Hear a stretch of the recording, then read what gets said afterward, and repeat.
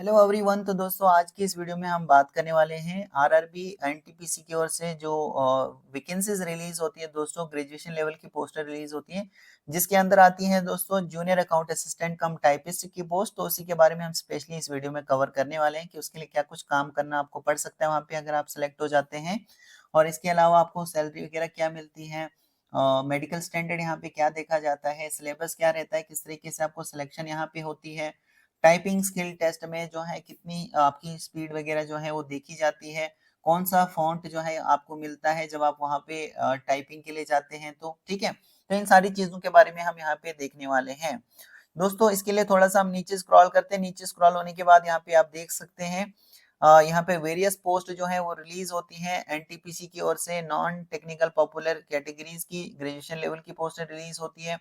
Okay, जहाँ जिसमें भर्ती की जाती है यहाँ पे। तो यहाँ पे जो है वो दोस्तों कुछ चेंजेस की गई है आरआरबी की ओर से।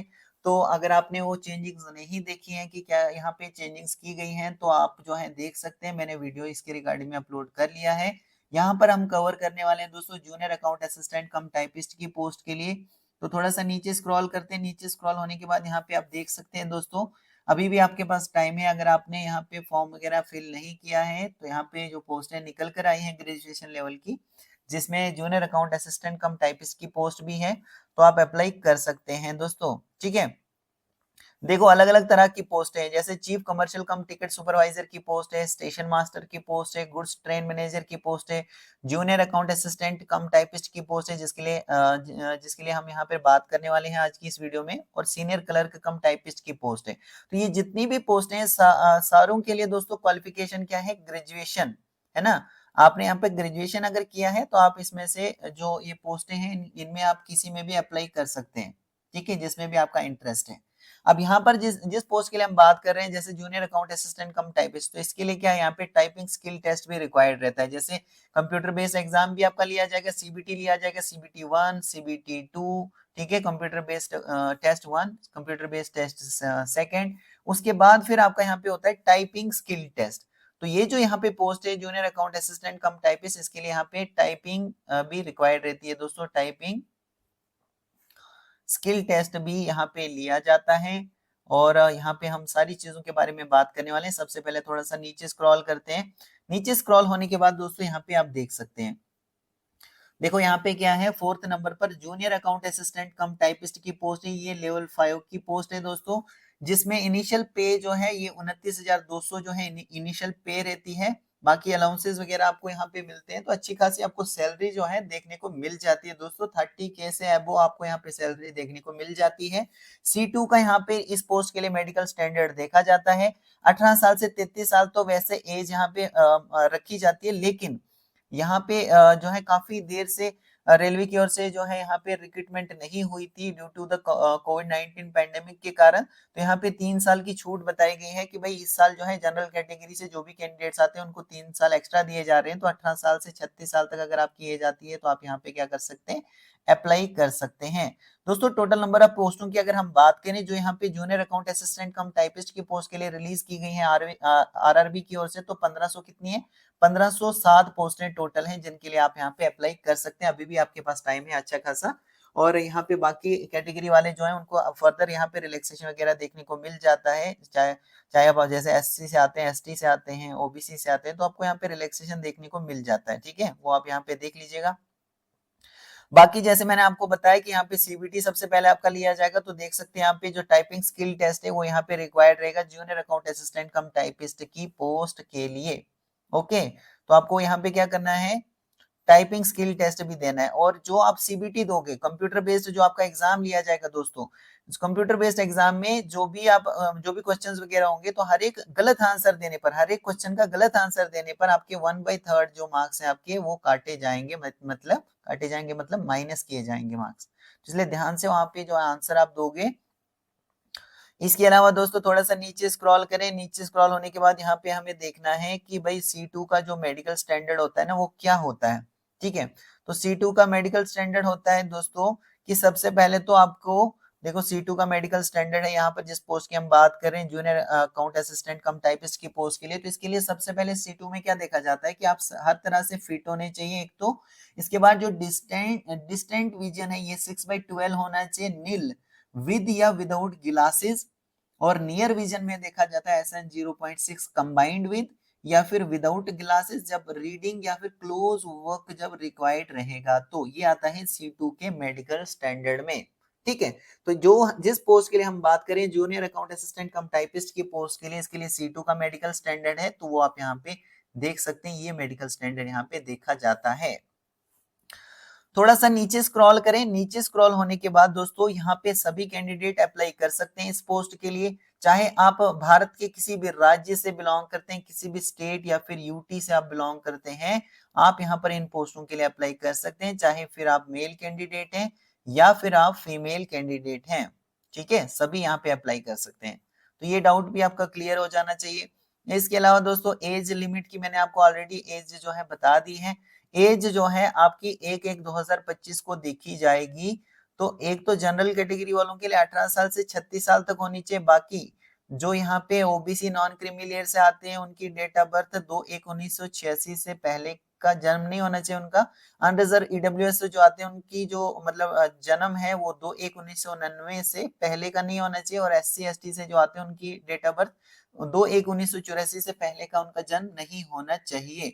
और बाकी जो कैटेगरी वाले हैं, मतलब जैसे यहाँ पे फॉर ऑल कम्युनिटी कैटेगरी, सभी कैटेगरी वालों के लिए 1/1/2007 के बाद का आपका जन्म जो है नहीं होना चाहिए। तो ये आपकी आसानी के लिए यहाँ पे जो डेट ऑफ बर्थ है वो मेंशन की गई है ताकि आपको कोई प्रॉब्लम ना हो यहाँ पे। ठीक है दोस्तों, बाकी यहाँ पे कुछ कैटेगरीज मेंशन की गई हैं, तो इसमें जो भी कैटेगरी इंक्लूड की गई है उनको रिलैक्सेशन यहाँ पे मिलेगा। कितना मिलेगा वो आप यहाँ पे देख लीजिएगा। थोड़ा सा नीचे स्क्रॉल करें और क्वालिफिकेशन मैंने आपको ऑलरेडी बताया। फीस यहाँ पर 500 रुपए की है और जनरल कैटेगरी वालों के लिए। और ये 500 रुपए आपको रिफंड हो जाएगा, वापस आपको फीस मिल जाएगी। जैसे आप यहाँ पे कंप्यूटर बेस्ड टेस्ट देने के लिए जाओगे वैसे आपको ये फीस वापस आपको डाल दी जाएगी आपके अकाउंट में। ठीक है, और जो पीडब्ल्यूडी से आते हैं, फीमेल हैं, जो ट्रांसजेंडर हैं, एक्स सर्विसमैन कैंडिडेट्स हैं और जो candidate SC ST minority communities में या फिर इकोनॉमिकली बैकवर्ड क्लासेस से आते हैं उनको 250 रुपए की फीस पे करनी है। ऑनलाइन मोड से ये फीस आपको पे करनी है और ये फीस भी आपको वापस कर दी जाएगी जैसे आप यहाँ पे कंप्यूटर बेस्ड टेस्ट देने के लिए जाओगे।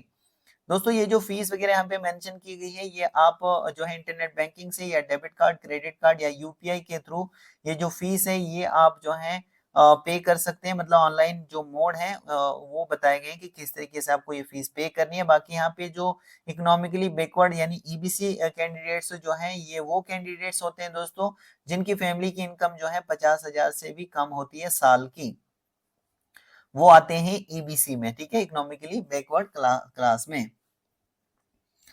थोड़ा सा नीचे स्क्रॉल करते हैं। नीचे स्क्रॉल होने के बाद दोस्तों कुछ और यहाँ पे इंपॉर्टेंट देख लेते हैं इसके रिगार्डिंग में। जो यहाँ पे जिस पोस्ट की हमने बात की है जूनियर अकाउंट असिस्टेंट कम टाइपिस्ट की पोस्ट की, तो इसके लिए हम सिलेबस वगैरह भी देखेंगे दोस्तों कि आपको एग्जामिनेशन में जो है कितने क्वेश्चन पूछे जाएंगे, कहाँ से पूछे जाएंगे, सिलेबस क्या क्या है जो आपको तैयार करके वहां पे जाना होता है। दोस्तों अगर हम बात करें यहाँ पे जूनियर अकाउंट असिस्टेंट कम टाइपिस्ट की पोस्ट के लिए, तो आपको यहाँ पे जो है अकाउंट मैनेजमेंट और टाइपिंग का जो है वो यहाँ पे काम होता है। अपने जो सीनियर्स होते हैं उनको फाइनेंशियली जो है अकाउंट जो मैनेज करना होता है उसमें हेल्प करनी होती है। मतलब एक तरह से कंप्यूटर वर्क होता है आपका, डेटा एंट्री, टाइपिंग वगैरह इस तरीके का आपका काम रहता है इसमें जो कि आपको करना होता है। तो यहाँ पे नीचे स्क्रॉल करते हैं तो यहाँ पे आप प्रोसेस देख सकते हैं दोस्तों, रिक्रूटमेंट का प्रोसेस क्या है। तो सबसे पहले क्या है यहाँ पे दोस्तों कि first stage computer based test आपका लिया जाता है जिसमें जनरल अवेयरनेस से 40 क्वेश्चन आपको पूछे जाते हैं, मैथमेटिक्स से 30 क्वेश्चन पूछे जाते हैं, जनरल इंटेलिजेंस और रीजनिंग से 30 क्वेश्चन होते हैं। टोटल 100 क्वेश्चन आपको पूछे जाते हैं CBT computer based test first में। जिसके लिए 90 मिनट्स का आपको टाइम दिया जाता है करने के लिए। और पीडब्ल्यूडी से जो कैंडिडेट्स आते हैं उनको 120 मिनट्स का यहाँ पे टाइम दिया जाता है करने के लिए। यहाँ पे नेगेटिव मार्किंग भी होती है दोस्तों, 1/3 के मार्क्स आपके काटे जाते हैं हर एक क्वेश्चन का रॉन्ग आंसर देने पर। जो भी यहाँ पे सीबीटी फर्स्ट में यहाँ पे शॉर्टलिस्ट होगा उसको यहाँ पे देना पड़ेगा सीबीटी 2, और सीबीटी 2 के लिए भी सिलेबस सेम रहेगा दोस्तों, ओनली यहाँ पे क्वेश्चन थोड़े ज्यादा पूछे जाते हैं। जैसे कि सीबीटी 2 की बात करें तो जनरल अवेयरनेस से 50 क्वेश्चन पूछे जाएंगे, मैथमेटिक्स से 35 क्वेश्चन, रीजनिंग जनरल इंटेलिजेंस और रीजनिंग से 35 क्वेश्चन, इस तरीके से टोटल 120 क्वेश्चन आपको पूछे जाएंगे। 90 मिनट्स का आपको टाइम दिया जाएगा करने के लिए। पीडब्ल्यूडी कैंडिडेट्स के लिए 120 मिनट्स का यहाँ पे टाइम दिया जाएगा करने के लिए दोस्तों, और 1/3 के यहाँ पे भी नेगेटिव मार्किंग रखी गई है हर एक क्वेश्चन का रॉन्ग आंसर देने पर। बाकी यहाँ पे सिलेबस आप देख सकते हैं, सिलेबस सेम रहने वाला है सीबीटी फर्स्ट और सीबीटी सेकंड के लिए। मैथमेटिक्स से देख लेना यहाँ पे क्या क्या आपको पूछा जाएगा, क्या क्या आपको तैयार करके जाना है दोस्तों एग्जाम देने के लिए। इस तरीके से जनरल इंटेलिजेंस और रीजनिंग में देख सकते हो क्या क्या यहाँ पे आपको तैयार करके जाना है। सेम यहाँ पे जनरल अवेयरनेस के लिए भी देख सकते हो क्या क्या चीजें आपको यहाँ पे तैयार करके आपको एग्जाम देने के लिए जाना है। उसके बाद दोस्तों जो टाइपिंग स्किल टेस्ट आपका रहता है, तो ये जब आपका सीबीटी फर्स्ट सीबीटी सेकंड यहाँ पे क्लियर हो जाएगा, फिर आपको यहाँ पे टाइपिंग स्किल टेस्ट के लिए बुलाया जाएगा। और यहाँ पे आपको 30 वर्ड पर मिनट करके लिखना होता है। अगर आपने इंग्लिश चूज किया होगा कि भाई आप इंग्लिश में टाइपिंग करोगे तो 30 वर्ड पर मिनट करके आपको लिखना है कंप्यूटर के ऊपर। अगर आपने हिंदी यहाँ पे चूज किया होगा कि आपको हिंदी में जो टाइप करना है, तो आपको 25 वर्ड पर मिनट करके कंप्यूटर के ऊपर हिंदी में टाइप करना होता है, बिना एडिट के और स्पेलिंग चेक फैसिलिटी के आपको वहाँ पे टाइप करना होता है। और आप अगर हिंदी चूज करते हो तो आपको यहाँ पे दो फॉन्ट्स मिलेंगे दोस्तों, वहाँ पे कंप्यूटर पर कृति देव और मंगल फॉन्ट आपको जो है वहाँ पे अवेलेबल हो जाएगा। इसलिए दोस्तों जब भी आप यहाँ पे टाइपिंग वगैरह सीख रहे होंगे तो आप इन्हीं दो फॉन्ट्स में सीखिएगा, कृति देव एंड मंगल फॉन्ट्स में सीखिएगा, क्योंकि आपका एग्जाम जो है इन्हीं दो फॉन्ट्स में यहाँ पे होने वाला है। ठीक है दोस्तों। फिर उसके बाद जो है आपका डॉक्यूमेंट वेरिफिकेशन होगा, और डॉक्यूमेंट वेरिफिकेशन के बाद फिर दोस्तों आपको जो पोस्ट है वो आपको मिल जाती है। ये जो जूनियर अकाउंट असिस्टेंट कम टाइपिस्ट की पोस्ट आपको मिल जाती है। ठीक है।